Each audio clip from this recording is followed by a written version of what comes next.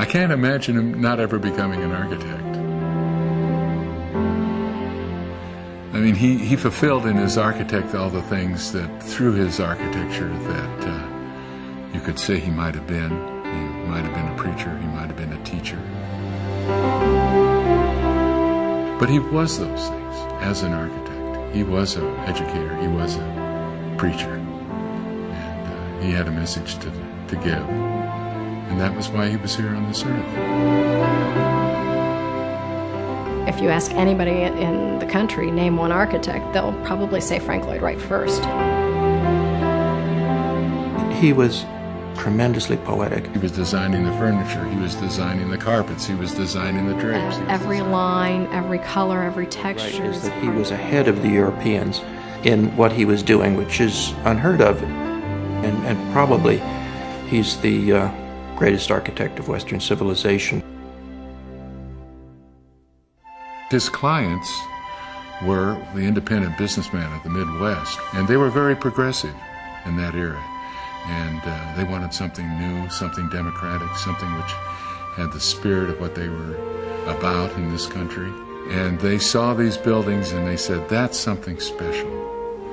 I like that. The Westcott House was a fairly important structure for Wright as a commission. It's a house that Wright himself deemed very important.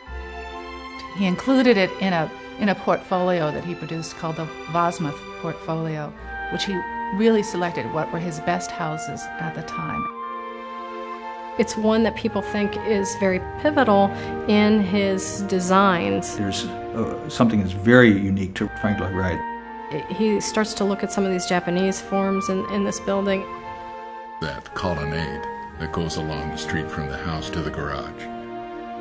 Sculpting the land with retaining walls and creating vistas up and down was unique for Wright. This is one of the great ones.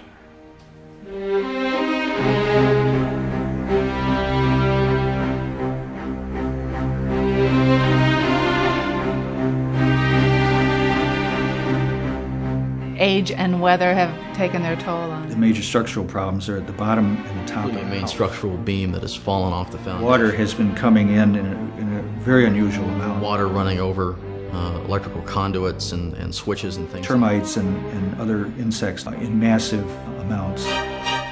This house is held together in some cases with duct tape and bubble gum and a few prayers.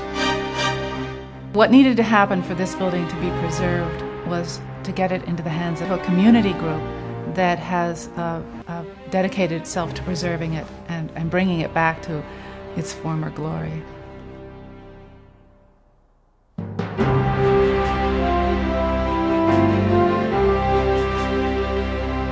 It's important for the soul of the community to have a wonderful work of art like this. Instill community pride in what has been, for the last few years at least, a deteriorating eyesore in the community. The amount of attention that goes along with saving a building like this attracts a lot of interest.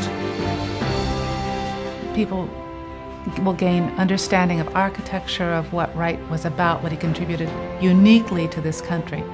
To the city of Springfield, this is a dollar tourism generator. We want it to be the best and most popular thing that it can be. You can see a real complete conception of design in this house. And that's what's going to make it just great to restore, because it's going to be spectacular when it's done.